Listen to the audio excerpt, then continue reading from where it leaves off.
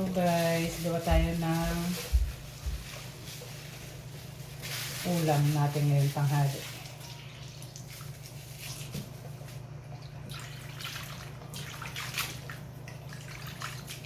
Bituka ng manok. Ito guys, anuin ko muna to sa sa asin lilimasin para na mabas yung tae niya.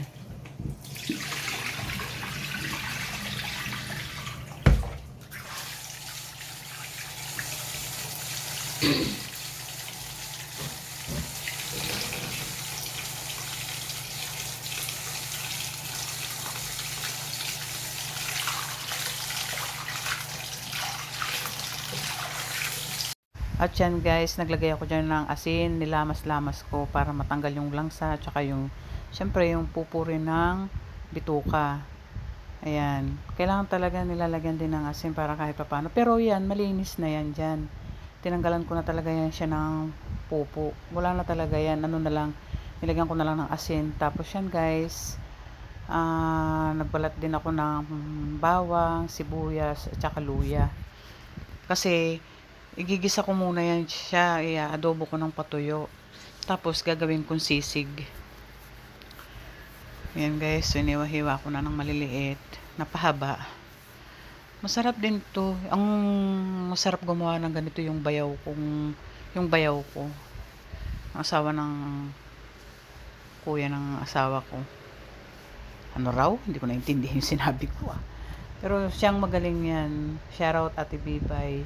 Magaling siyang gumawa ng ganyan. Pero yung akin kasi, yung ginawa ko, niluto ko lang talaga siya muna sa patuyong adobo.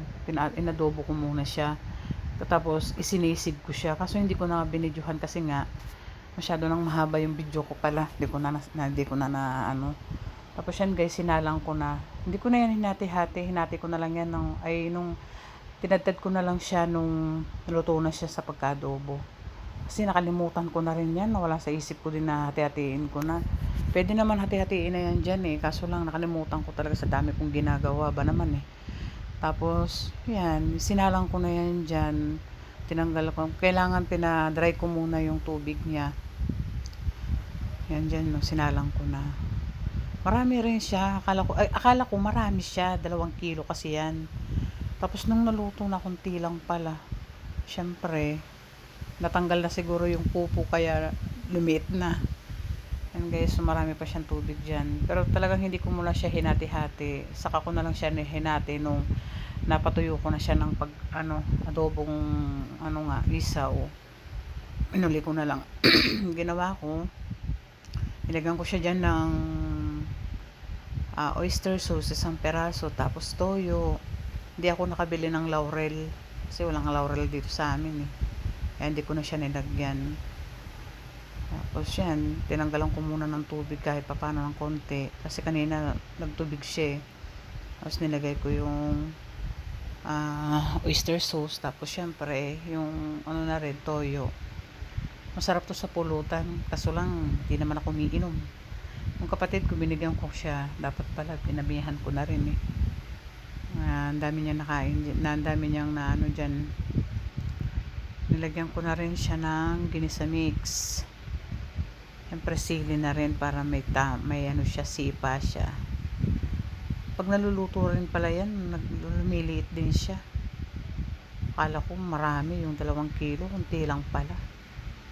Ewan ko ba ba't gusto kong kumain ng ganyan. Buti nga nagmura lang yung kilo niyan Dati maabot ang 200. Ngayon, 120 yata. Kaya dinagdagan ko na rin ng niya. Ginawa kong 2 kilo. Tapos nilagyan ko din ng suka.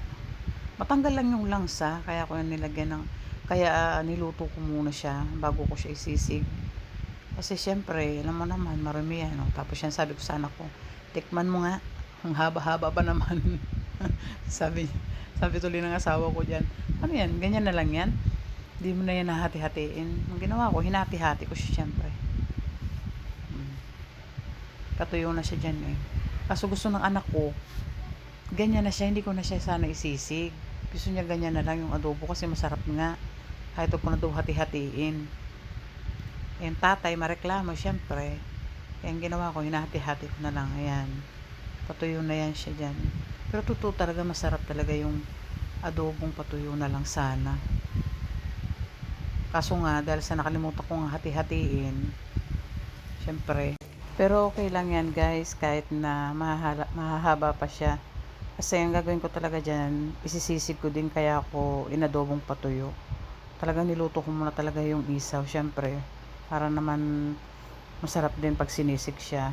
Thank you guys for watching.